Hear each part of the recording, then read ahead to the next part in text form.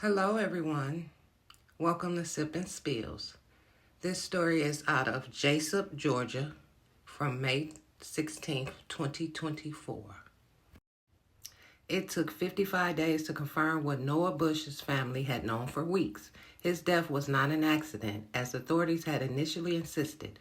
Now, the family of the 8-year-old Georgia boy who drowned in a construction pit in May is calling for more arrests and a deeper investigation into the child's death, which has been ruled as a homicide, their attorney said.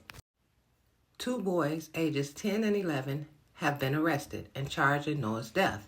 But an attorney for the family, Francis Johnson, said the Bushes are calling for the arrest of any adults who may have had a role in covering up the boys' actions and criticized the sheriff's department that for weeks said Noah's death was an accident. Noah was found unalive May 16th, a day after he was reported missing, in a borrow pit filled with water near his home in Jesup, Georgia. Law enforcement and Johnson have said a borrow pit is an area where material like dirt or soil has been dug out for use at another site. He was last seen hanging out with a 10-year-old whom he had known for a few months and considered a friend, and an 11-year-old who he met that day. At some point, they pressured Noah to go down to the borrow pit, said Johnson, who has met with the district attorney and viewed the evidence. It's a deep canyon-like place, and in the low places, water fills up in it, like swimming pool sizes of water, he said, adding that the area is in total disrepair with fences and gates broken down, allowing access to people.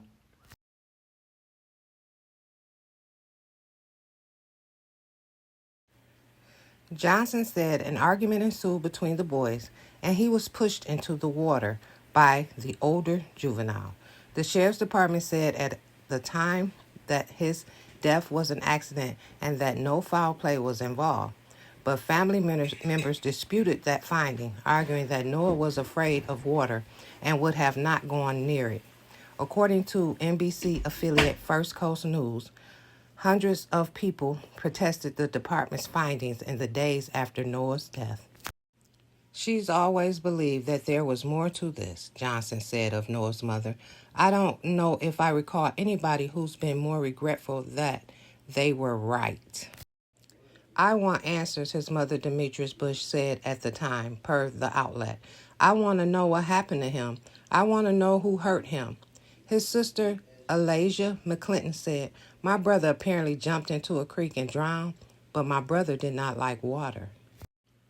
The sheriff's office reversed course nearly 2 months after the boy was found unalive, saying in a news release that Noah's death had been ruled a homicide after it was discovered during the investigation that one of the boys pushed him into the deep portion of the borrow pit they were wading in. The Wayne County Coroner's Office did not immediately respond to the request for comment regarding Noah's autopsy. You guys know what? If you guys are a parent, you know when something is going foul with your children. You know your kids better than anyone else, but they have all the excuses in the world to make up when you know, just like her, she knew her child did not do water, and he would not end up in that water unless he was pushed. The sheriff's office did not immediately respond to a request for a comment about Johnson's allegations. The two boys were arrested July 10th in connection with Noah's drowning. The sheriff's department said in a statement, the 11-year-old has been charged with involuntary manslaughter, simple battery, concealing the death of another, and criminal trespass, while the 10-year-old is charged with concealing the death of another and criminal trespass. The boys have not been publicly named because of their age. Natalie Hardison, the mother of one of the boys, was also arrested on July 10th on a felony charge of making false statements, as well as a probation and truancy charge, both misdemeanors, according to the sheriff's office. Chief Deputy Mike Hargrove of the Wayne County Sheriff's Office said Hardison had lied about her whereabouts at one point during the investigation. Hardison has remained jailed since her arrest. According to the Sheriff's Office website, there is no attorney listed for her in her there is no attorney listed for her in court records. The arrest of the boys came 55 days after Noah's body was found.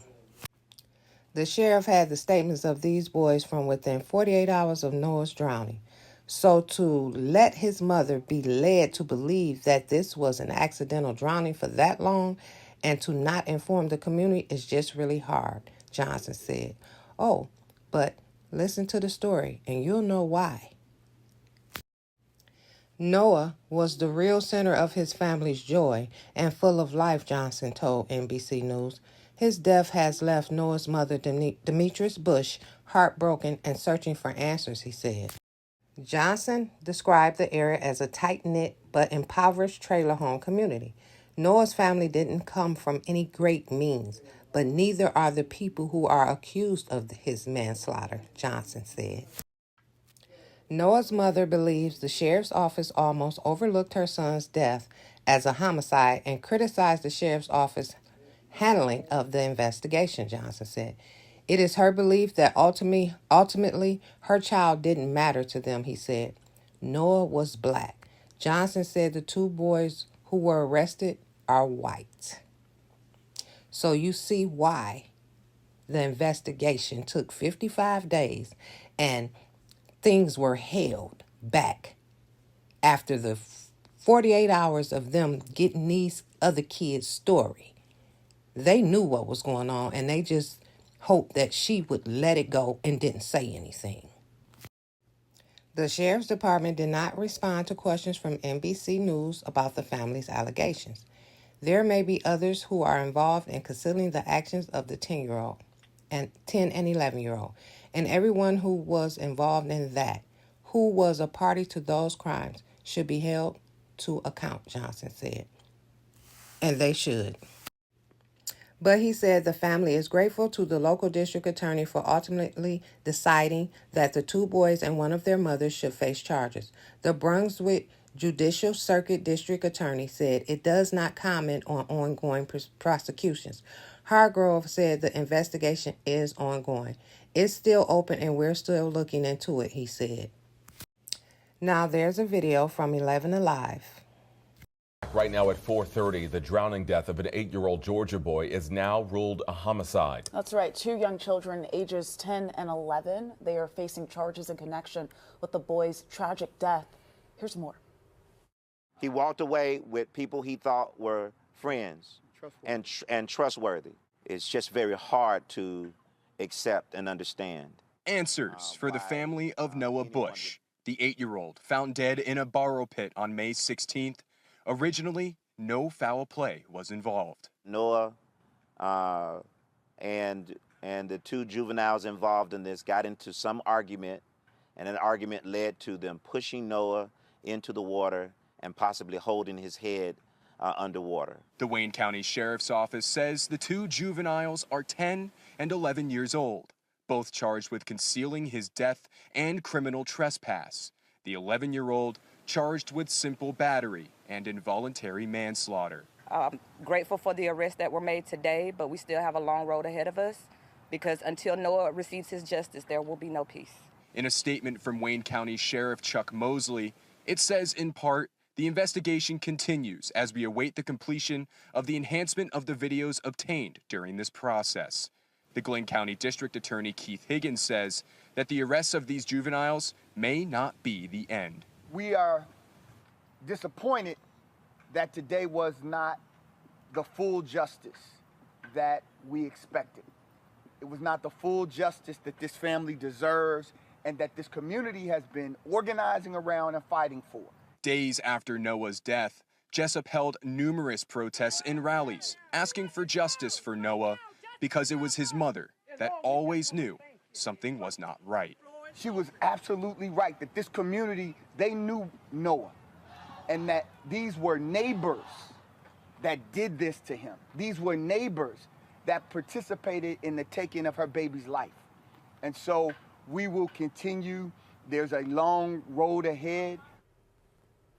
All right, thanks to AJ Sisson down in Savannah for that report. Juveniles facing charges, they were detained by authorities.